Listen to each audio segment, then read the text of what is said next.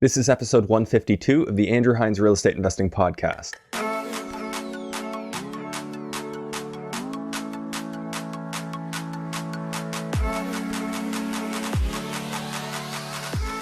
Welcome to episode 152 of the Andrew Hines Real Estate Investing Podcast.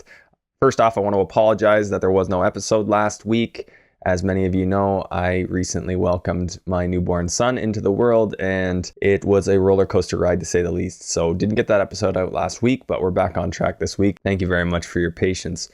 Today's episode, we have Wilson Pabon back on the show from episode 127. Wilson recently made the transition from Ontario out to Edmonton, Alberta, and we just dug into all the nuts and bolts, what he's experiencing, what it's like managing properties out there, how he's getting cash flow, how much cash flow. He's acquired 10 units since being there, and he's obviously well on his way. And it was an interesting discussion, just getting that perspective. Somebody who's kind of taking that life hacking approach that we talked about last time he was on, and really just running with it and creating a better life for himself by picking his location wisely. So really cool interview with Wilson. It's always great speaking with him, and he does provide some case study numbers in this episode, which should get the brain wheels turning in terms of giving you ideas of what you might be able to do if you're interested in Edmonton as well. As always, if you wouldn't mind, please rate and review this podcast on Apple Podcasts. If you're watching on YouTube, hit the like, subscribe, and notification bell, and leave me a comment just to help the algorithm so more people can find the show and it can help more people. If you're new to real estate investing, it's highly worthwhile to head right back to episode 1 of this podcast and work your way all the way through. The early episodes are very foundational and should be very helpful in developing your understanding. So without further ado, let's go ahead and jump into episode 152 with Wilson Pabon. Hello and welcome to the Andrew Hines Real Estate Investing Podcast. I have Wilson Pabon. I think I said that better this time. Maybe not. On the show for the second time. It really hasn't been that long. But Wilson, how you doing? Fantastic, Andrew. Yeah, it hasn't been that long, but a lot has happened ever since we spoke last. Yeah, that's why I figured we'd have you back on, and just so happened you booked a very early slot. So we'll get the early update. And it seems like you have been quite busy. You're out in Edmonton now, and you've made some changes. So can you just recap for people who haven't seen your previous episode, who you are, what you do, and what we talked about last time? Just kind of a quick summary. Yeah, absolutely. So my name is Wilson Pabon. You got that one right. I'm from Colombia. I came here when I was 15 years old. My wife and I, we started investing in Mississauga in a pre-construction condo after dreaming of our lifestyle, and then shortly realizing that, pre-construction condo doesn't really fit with our lifestyle that we want to achieve. We then invested in the city of London, single home, 1930s. We converted it into a duplex after facing many challenges, refinanced that, and haven't been able to find another property that would cash flow as good as we wanted to. We started looking out of province, and we ended up in Edmonton. And ever since, we have relocated and obtained more properties here. Yeah. Okay. So last time we spoke, I think you were still living in what was it, Milton? In Milton, Ontario. Yeah. Yeah. Okay. So how long ago was that? Do you remember? That was in the summer. So it would have been the end of June. Okay. So it's been, I guess, like 4 months or so, 5 months. Yeah. Okay. And at that time, I think you just had the one property remaining in London. Is that right? Yeah. So yeah, we had sold our home actually at that point, and we had bought a house in Edmonton, a fourplex. Okay. We were also in the process of finishing the construction in London, so we still had to refinance that property. Mm-hmm. So a lot has happened ever since. All right, tell me what's happening. Like what you're working on. What's changed since the last time we talked? Yeah, so we bought the fourplex. We finally closed on the first fourplex. Yeah.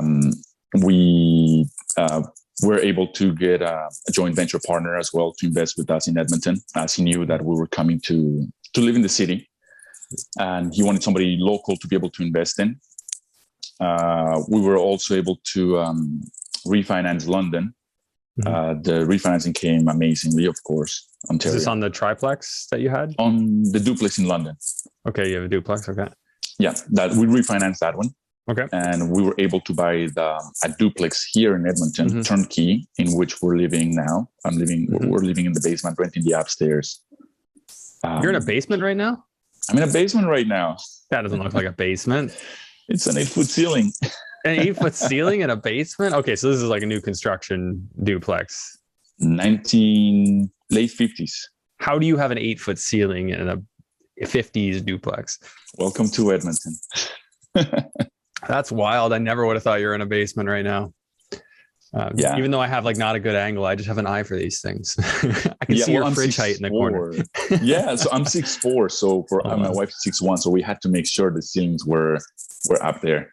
Oh wow! I've never met you guys one-on-one. I guess one-on-two, but that's crazy. I didn't know you were that tall. Okay, yeah, so you need yourself a tall space. Yeah. I usually say that for the in-person, meeting. That's when people are like, "Whoa, you're tall." Like, yeah. So if your wife wears heels, is she taller than you?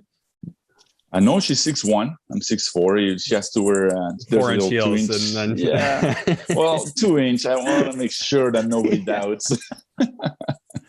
Oh man, we're getting tangent, but I like it.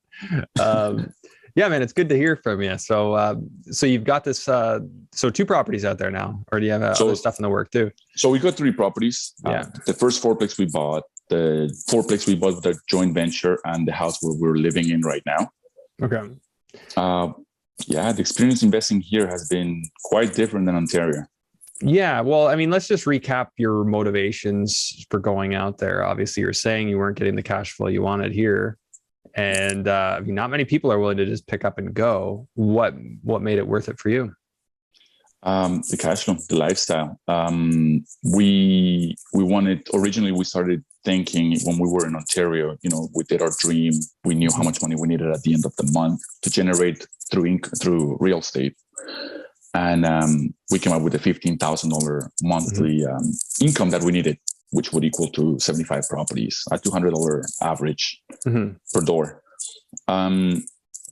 When we started looking into Edmonton, and we thought, hey, if we house hack, well, that would decrease our living expenses by $2,000 a month just in mortgage and taxes, what we were paying. And so we started looking at this different approach as to, well, instead of making more money, what if we start spending less money? And seeing the numbers that make sense here, we decided and we refocused that we need 6, 7, 8, 9 properties in total. In order to be able to live the lifestyle of living corporate and be able to spend more time together with my wife, as well as be able to jump into full-time into real estate. So Edmonton just speed up that process significantly. So you think you need 9 properties total at this point, counting the 4 you have now, 1 London and 3 in Edmonton? Well, the one in London we're selling. Okay, you are going to sell? Yeah, so our immediate goal now, our short-term goal now is just to leave corporate. In order to be able to leave corporate, we would need to replace our income and then some more to real estate. In Edmonton, having a total of 9 properties or 9 4-plexes allows us to do that. That being as joint venture partners. And what do you think what would the total cash flow on 1 4-plex be on average in your estimation? Based on your experience? We like being conservative. The average that we have taken is $1,300. Okay. Yeah, but we're also buying a specific type of properties. But how do you work that out with your joint venture partners? If it's $1,300 positive, do you guys have a distribution rate once you achieve a certain amount of cash in the account? Like what's your setup there? Yeah, so what we do is we are splitting the profits differently. We're trying to keep 50% or more of the cash flow while they take most of the mortgage pay down and appreciation. And now, because we're buying properties that need money to be renovated or to add a legalization of a basement suite, once the refinancing happens, the refinancing profits they go straight to the joint venture. But then again, the cash to get their money side, back, is that the exactly. idea? And, So once their money's paid back, like say you refinance twice over the next couple of years, I don't know, and they got all their money back at that point, what happens to the money beyond that on future refis if you guys can refinance it again and they've already gotten their money back? The profits would then split the other way. So because we're getting most of the cash flow, or 50-50 depending on the situation. Every joint venture is different. After their money's paid back to them, any further appreciation or mortgage pay down when you refinance It's split about 60-40, 70-30, depending on how much cash flow is involved. It's very specific on a case-by-case basis. Right. Okay. So, and who's doing up these agreements for you? Your joint venture agreements. We do have a lawyer here in Edmonton. Okay. So you just tell them this is what we want to do. He creates the agreement. What do you typically get into per agreement? What do you mean? What's the typical cost? $1,500 usual. Okay. Once we get the agreement, the joint venture agreement, we just send it over to our partner. He reviews it with his own lawyer. Sometimes they come up with, with exclamation marks as to what do you mean by this? What do you mean by that? Or we would like to tweak this and that. So we just go back and forth. Okay. So yeah, I mean, that's one of those things we don't talk about much on this podcast, like how the joint venture agreement physically comes to be, right? You can get into these conversations and you can agree on things, but then who's going to write it in a way that is clear and understood and not going to be misinterpreted? Like that's that part that can be a little daunting for some people, I'm sure. And being from different provinces, the lingo goes different. Like a duplex here is not the same as a duplex in Ontario, right? Interesting. Well, I mean, I think that's city specific too, right? London defines a duplex as it's got to be over top of the other. And some people define a duplex that's just 2 units in one building, which I mean, I think that's more of a semi if they're side by side. But okay. So are you insinuating that all your joint venture partners are from Ontario? Well, so far we only have one joint venture. We are working on 2 more, all from Ontario. Okay. We're mostly focusing on investors that have built a lot of equity, but they also have small cash flow from their properties. The reason being is that, as you know, interest rates will eventually go up. Yeah. If your cash flow is slight or very thin or negative, well, how will this affect your portfolio? And how will an increase in interest rates affect your appreciation or your value of your property? So we offer the option to invest in a city that has a high cash flow market profit, and be able to, diversify their portfolio, add cash flow to their portfolio, and, it's more stable and secure for their own investments. Yeah, I mean, I'm the cash flow guy, right? So preaching to the choir here, I think that cash flow is something that people make excuses why they can do without when they shouldn't. I mean, sometimes there are certain circumstances where it's okay, but more often than not, I think cash flow is kind of a must. So you're in the right spot, and Edmonton doesn't seem to be exploding, right? Like it's modest growth. It's like 5% a year. It's been less than that. It's been about 1% to 2% for the last 10 years. Mm-hmm. I just mean now it's like 5%, but yeah, it's been 2020. It was in the summer, was at a peak of 10 or 11%. Eventually it's gone down as the weather drops. Yeah. But yeah, Edmonton is lagging major Canadian cities. And the way that I see money is like water, and you have said it's just water just goes to the lowest point. Yeah, exactly. People are flocking there, right? Are you seeing more investors come out that way? I don't know if it's that just because I'm thinking about it, I see them more. Well, and you're out there, so people are probably talking to you. Exactly. Yeah, a lot of interest in Edmonton. I hear about it a bit. I mean, I definitely think that in the greater scheme of Canada, I think Edmonton makes a fair bit of sense. Especially just like you said, water going to the lowest point. Obviously, Edmonton, you can still make your dollar go further. Why are people in Edmonton right now? Best guess. Why do people live in Edmonton? It's freezing cold. I don't know. No, you know what? There's a lot of opportunity here. The dollar just goes further, not only for investors, but also for people living here. Yeah, the cost of living is lower. You do have very well-paid salaries. So people seem to be able to enjoy life more than living in Ontario. So despite the cold, are people like just spending more time outside or doing other things for fun? How do you see that? People do spend more time outside, especially when it's really cold. It's like a pride thing here. Mm-hmm. But people do enjoy, bigger homes, bigger cars, more furniture. They're able to travel more often. Right. Yeah, like definitely. If you can just eliminate some of that cost of living, and you can do what you really want to do, which is obviously travel. How cold is it there right now? We are sitting at let me check here real quick. -1. -1? Oh, it's like similar here. There you go. 2 weeks ago we were at -20, but it doesn't matter. Okay. We weren't there yet. We're just starting to get some consistent snow here as of right now. Okay, so how do you see things different out there? Obviously, there's cash flow. What are some of the subtle differences that you're noticing going from investing in Ontario to investing in Alberta? What do you think people should be aware of? I mean, the most important one that I've seen is just the tenancy rules. When it comes to the laws, here, like we spoke last time, the laws are they're fair. The eviction process, since we started investing here, we have gone through 4 eviction processes. The longest one taking 6 weeks, the shortest one taking 1 week. Actually, no kidding, 48 hours. That was the latest one we had.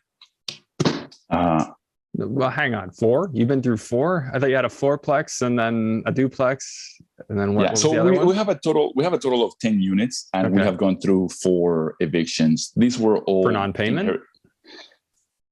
3 for non-payment, 1 for major damages. Okay. Yeah, that one was a 48-hour one in Alberta. If there is major damages or a major breach of agreement, you can give a 48-hour notice of eviction and see you later. Oh man, that sounds like music to my ears. Like just common sense, right? Just common sense, right? Who owns the building? Who's renting the building, right? Like this whole entitlement thing, I just don't even understand it. It kind of defies basic coherence. Yes. Well, you're able to run this as a business and not as a social program. Yeah, exactly. So we went through 4. They're all inherited tenants. Again, we've been able to just use the tenancies to our favor. It's not us kicking them out for no reason. You need to have a legal reason. It goes both ways. But had this happened in Ontario, I mean, I bet you if you tell anybody I went through 4 evictions in Ontario, they would be fainting to the ground. Not here. It's been pretty beneficial on that side, on that sense. Also, the rent increase. I mean, you have seen the inflation. What's Ontario allowed to increase the rent by 1.2%, I believe? Yeah, something like that. Yeah. Yeah. Here, I just gave my tenants the other tenants that we have, that they have had more than a year living in there. We gave them a 4.4% increase, and I just told them, listen, it's inflation. I can't control it. They understood. Right. I mean, and on Ontario, also lacks coherence. Why is it 1 point? I think it is 1.2 when, I mean, US just admitted to 6.2, I think, inflation year over year. Insane. So where's the 1.2 coming from? It's just squeezing landlords. It's not, I mean, everybody's being squeezed, in fairness. Everyone is. So, thanks to our money printers. So, but I mean, I definitely like the approach out there that you can do that. Now, are you sizing up more deals at this point? Absolutely. So we ended up selling the property in London. We're closing January 5th. We're using those profits and bringing them over here. We're going to be using the winter months where there's less buyers and there's more motivated sellers here. We're going to use that to our advantage. We will be increasing our portfolio. Our goal is for the next 6 months is to obtain at least 6 properties with our joint ventures. And I mean, we're also here guiding people from Ontario who would like to invest long distance, the challenges we've faced and how to overcome them. So we're helping out the community as well. Okay, interesting. Out of the ones, sorry, I don't mean to jump back, but I meant to ask you this before. Out of the ones that you were able to evict, were you seeing large increases? Because I know in Ontario, every time you can kick out a tenant, it's like, okay, what are we increasing the rent to? But Edmonton, from the conversations I've had, and Alberta in general, it's not really like that. It's not like every time there's turnover necessarily you're going to get more. Sometimes you actually get less. But in this case, I think in this market, you're getting more. Is that fair to say? Yeah, you got to be strategic. When we bought these properties, we bought them, dated and great locations, dated with long-term tenants. These tenants had for some reason, I guess the previous landlord just didn't keep up with the increase of rents. They were under market. Every time there was an eviction, we just, put brand new flooring, painted the unit, fixed up the kitchen, put a new bathroom in. So we were able to increase the rents. Except for the last one, which just left 48 hours. That's a beautiful turnkey property. It even though people say it's an 8% vacancy rate, with that unit, it took us literally 3 weeks in November, which is really hard to do. Oh, it's 8% vacancy in Edmonton right now? That's its statistic, but it all depends. Depends on the location, depends on the type of property, depends on how quickly you react to tenants. Your best advantage here is speed. So when a tenant is reaching out, get them in the house as soon as possible, have an application ready for them to go, asking for the information that you need, check it out as soon as you get your references, your credit checks, and give an answer right away. And they're still okay with that? Like tenants are, even though they have so many options, they expect a credit check, they expect rental references. That's still standard, just like it is in Ontario? It is, yeah. A lot of people just say that, like they actually come with their information ready. Just had a viewing for one of my friends last night, and already got all of their documentation ready. Okay. I love that when people actually have that. Yeah. Even with the tough market it is here, I still feel, I know it's been a little bit since I've rented a unit out, but just the number of inquiries you get and no-shows, even though they have such limited opportunity, like 30 inquiries for one person to show up to a showing. That varies, but I have had it as bad as that here. Do you see that out there too? In the summer, we did see a lot of people interested, and a lot of people were, they were ready with their information. Even though the vacancy is higher, I didn't really notice it. Maybe my location, maybe the time of the year. But most of the people were ready. A lot of people, another chunk of people just said, "Oh, well, I don't have my credit check," or "Oh, I don't have my employment letter." That's understandable as well. But the great majority did have all of their documentation ready to go. Okay. That's actually really good, man. So it sounds like you're having a pretty good experience with the tenants out there too. Have you created any systems to help filter them out? Like, are you sending them to like a form that they fill out if they're interested to see it? Or is it literally, you're interested, come on out and check it out? We tried different approaches with different vacancies. We just wanted to see which system works the best. To be honest with you, the more friction you remove out of the equation, the easier it is to get them tenanted. We did use a form before. Those were not getting filled out because they had to go through Google. They had to log in. If they had a Gmail account, then they had to submit it all. They had to wait for us. We noticed that just replying with a pretty copy-paste, pre-written questionnaire, when people reach out, "Hey, is this available?" And you just copy-paste, "Yes, it is. Here's a video tour. Let me know when we can schedule a viewing tomorrow. Any questions, please call this number." Right. That's handy. Yeah. I guess it's all being responsive to your market, right? Like, I think we've talked about stuff here in Ontario that's working here, but it's city specific. It's rental unit specific. Like, who are you attracting? Are you on the high side of price, or are you very modest? All these things affect how much reception you get, how likely a tenant is to actually show up versus inquire. Appreciate the perspective of just kind of seeing what your experience has been like there. Are you looking at larger multis at all, or is fourplex sort of the sweet spot for you? For us, the fourplex is just a sweet spot. It's you can use regular, residential mortgage. You need to jump into commercial, and you find more of those where you can add the basement suites. So you can find both sides of a semi-detached, so which is called here a duplex. Yeah. With basements that are either unfinished or they have basement units that are non-compliant. Those are the sweet ones because that gives you the opportunity to legalize those units or to just add units from scratch. That's where we see the value can be added in a market that doesn't really appreciate that high, or that hasn't appreciated that high in the past couple of years. Right. I think that it's only a matter of time, maybe. I don't know, especially as oil keeps climbing. We'll see what happens there. But I think that there's a lot of reasons why you might see it go up. But of course, anything could happen. But what I like about it is that it hasn't seen a major boom, which means it's less likely to see a major bust. Doesn't mean it can't, but Edmonton's one of those places that people think oil and gas, right? Like it's heavily driven by that, probably still to this day. Of course, you've got some other stuff there. Are you familiar with the other industries there? Yeah, and that's the reason why we chose Edmonton. For example, Edmonton is big on manufacturing. Actually, 40% of the entire province's manufacturing is located in the city. You also have the CN rail. This is where they have a big station here for the train. They do the maintenance. They do the, all the deliveries from Western Canada. Okay. Nice.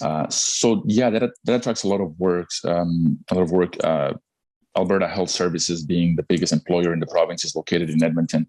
Yeah. So yes, the province is very reliant in energy, or oil and gas. The city itself is reliant on oil and gas, about 16% of their GDP, but it's very diverse compared to other cities. Yeah. Okay. Can we run through the numbers of maybe something you've got your eye on, like something that, a recent deal that you've evaluated, and kind of what you think you're looking to make on it? We can. We did this the last time. I don't have the numbers ready for the latest one. We have the JV. I just have been deleting and creating new ones. Well, are you still able to buy something? I think you were in like the low 300s last time you bought something. Are you still there? The low 300s. I thought you bought a triplex or a fourplex in the low 300s. Is that? I mean, no. I'm really stretching my memory to remember what we discussed last time. The last. So being the first property we bought, we bought it at 575, 578. Okay. That one, we had the current rents at that time. That was before closing. So we had these people upstairs, the tenants that we ended up evicting. Upstairs units renting at $1,350, two of them. Basement units renting at $1,050. The cash flow at the end ended up being about $1,400 or $1,500 a month. Yeah. We have improved those units. We have increased the rent on those units. And so the cash flow now looks better. Mind you, we did have repairs such as the roof that we had to do. That was taken into account in the last conversation. And as well as we replaced flooring, we painted the house, we added a fence to one of the unit side. So the renovations has been much higher, but also the cash flow has increased. Okay. So you're closer to like $2,000 cash flow at this point? No, increase about $1,800 a month. It's not bad though. I like it when a property pays me $1,800. And that's, again, being conservative. Like, we still have an 8% vacancy rate budget every month. We do have 5% maintenance and repair. Okay, so it's working out well so far. So if you were to look to buy something now, what would you be looking to buy? Right now, we're looking to buy a side-by-side duplex. The same thing. Okay, so illegal basements or no basements, and you'll finish them. That would depend with the JV. If the JV doesn't have that much money to bring into the deal, if they want to bring only half the money, then we would be looking to legalizing basement units. If a JV has a lot of equity that they want to put to work and receive most of their return, a big return back, then we're looking for houses with no basement units, where we would be adding from scratch. Right. Okay. So your more ideal would be to add the basement units. That's a better value for you? Yeah, we're now focusing mostly either legalization or complete construction, and it all depends on the JV. And when you were to buy a property like that, so both sides of this quote unquote duplex are on the same lot, correct? Correct. Same lot, one title. So it's not like a zero lot line, semi where they're two separate lots. Okay. No. Okay, so one title. Now, your zoning out there allows you to take a duplex to a fourplex legally? Correct. Yeah. What's that zoning like? How's that worded? Like, what's the allowance? Can you go to 6 or is it just 4? That's a good question. It depends on the zoning. Depends on the neighborhood. If you buy, in the middle of the neighborhood, there's only houses around. Yeah, you cannot put a 6plex. If you're buying into more of a commercial side, then you can add eventually a 6plex. Or infills are pretty hot in this market. Okay. So you'll see people adding infills next to a property like what you're buying or what you're potentially buying. So you'll see a duplex and then they'll sever off a little piece on the side and you can build an infill. Like how wide are these infills? Are they like 25-foot lots? About 20 to 30 feet lots. Yeah. Okay. So Edmonton's game for infill and intensification. They want it. Yeah. Oh yeah. They do. They're pro densification. And the city easy to deal with so far? So far, they have been. We haven't had the need to pull permits. However, I am following other investors who are doing flips and renovations. They do explain to me that at the beginning of COVID and of course the fall of 2020, they were very delayed, just like every municipality was, in my opinion. But now it's pretty quick that the response time, they have improved ever since COVID. I think they have embraced the online applications more, so it becomes more efficient. Say hypothetically, you could find one of these side by sides. What do you think you'd be paying if it was the unfinished basements? Yeah, we're looking for somewhere between the 350 mark. You can go as high as 400, depending on the location and the zoning and a lot of factors. We are trying to get them off market at undervalue. Yeah, that's what we use winter to our advantage. And how are you doing that off market? Are you mailing people? Are you door knocking? Are you flyering neighborhoods? Like, what are you doing? Wholesalers. There's a good amount of wholesalers here. We have reached out to them. Yeah. There's more motivated sellers here just because based on appreciation, a lot of owners, if life circumstances happen, whether they lose a job, they get injured, or they have a major repair they have to do, and they cannot afford their mortgage, nor can they afford selling the property because there's no equity built up so far. Yeah. That's when you can work with them, either do an agreement for sale or just buy it at a lower cost, at mortgage cost, for example. Oh, okay. So there are people in that situation. It's something you're commonly seeing. It's common, yeah. Yeah. And how did you find these wholesalers? Networking. We have joined a lot of networking groups or real estate investor groups in Edmonton and Alberta. Yeah. And, the common names keep popping up. You follow them through their journey. You see the type of properties that they have wholesaled already, or they have recently wholesale. You talk to the investor, you see what their project looks like and the reasons why they chose that property. Yep. And that's how you evaluate a wholesaler. And how'd you find your community out there? Facebook. Facebook? You're just searching groups, Edmonton investor groups? That's how I started. Then you see people who are very active in them. You reach out to them personally and you do tell them, hey, listen, I'm brand new. You open up to them, brand new from Ontario. I want to bring other investors here. And you start the conversation like that. Very cool. Yeah, I just wanted to demystify that a bit. You went to a new area and just like that, didn't miss a beat, right? Super friendly people. Yeah. Everybody's here to help each other. Yeah. Okay. So say you got the 375 side by side duplex, unfinished basement. How tall would the basement be? Would it be like the 710 like most houses are new construction? No, you do find the 8-foot basements here. Okay. Yeah, so that's great. With poured concrete. So if it's unfinished basement, it's a beauty. Even if it's finished and you cannot see the foundation itself, it's poured foundation, poured concrete. You can check the humidity in the levels of the basement. Yeah, you're not likely to find the brick ones; those are really, really old, like the old cinder block ones. Exactly. You don't really see those here. I mean, you do find them, but not as common, especially in the side by side houses. That's more of a more modern layout.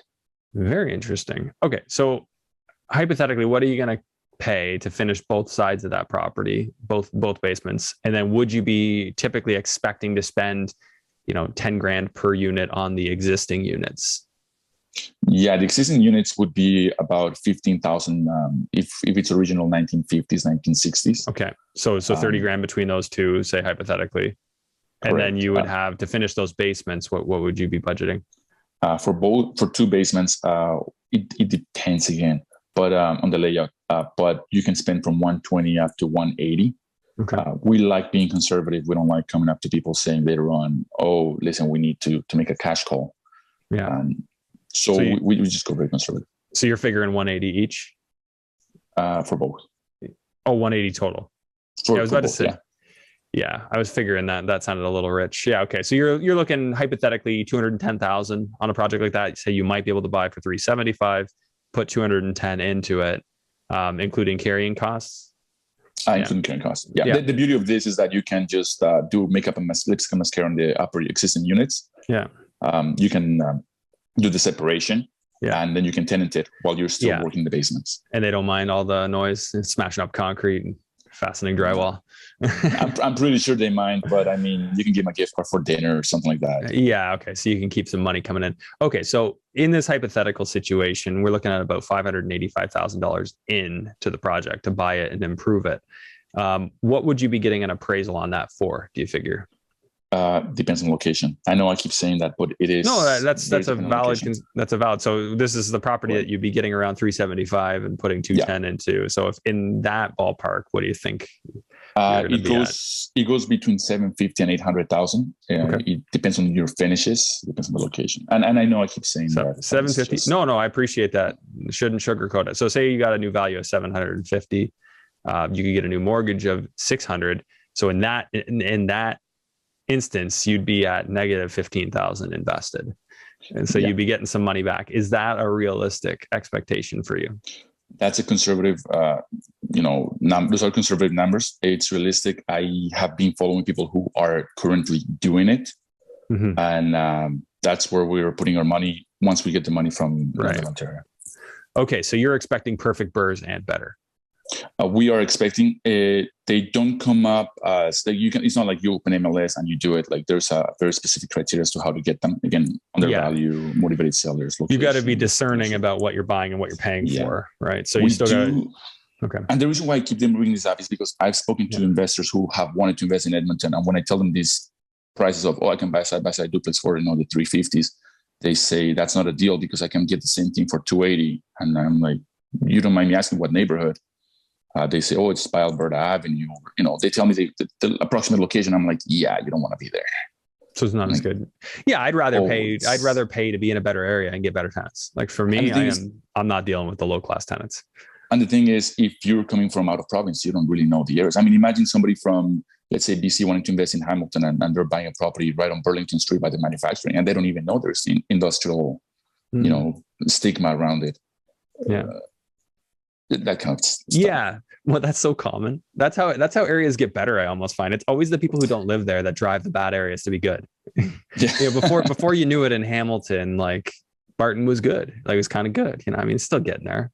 But I mean, the people who are old school from Hamilton never would have wanted to invest down there. They wouldn't have wanted it. Exactly. So it's funny. Sometimes it takes the out of towners to make those areas better. Very, very interesting to look at these numbers. So what would we be looking at for rent per unit on average on that place?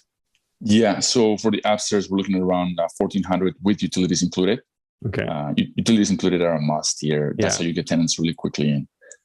For the basement units, you're looking for 1,250. Okay. Upstairs being 3 bedroom, downstairs being 2 bedrooms. Okay. So you're 5,300 a month on that. And what would your taxes be on that property? Approximate ballpark? They go for around 4,500 to 5,000. Okay, we'll call it 5,000. Insurance on something like that? I'm using what I already have in my properties, 3,200. 3,200. And then maintenance, I mean, it's freshly renovated, so we can maybe put maintenance at 5%, unless you have really rough tenants. Is that kind of the profile you're getting, or they're pretty respectful and they're not?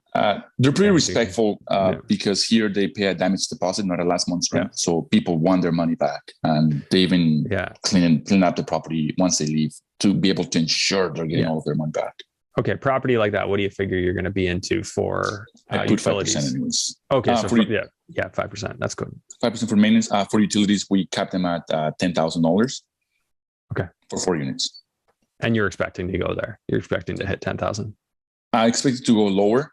If we have a tenant that abuses the utilities, we actually, in the time of signing of the lease agreement, we cap them. Mm-hmm. Any overcharges will be split 50-50 between the tenants. Okay. Now, management, are you paying any? No, I'm actually doing it myself. And that's why I want to make real estate my full-time part, part of it being manager. Okay. And landscaping, snow removal, are you doing that? Tenants pay for that. Tenants are just doing it all? Tenants, yeah. You put them in the lease agreement. The rules allow that. That's great. Yeah. I mean, not every municipality is that realistic, but it's great that you can get them expecting that there. Yeah, me being from Ontario, I do offer, salt and de-icer.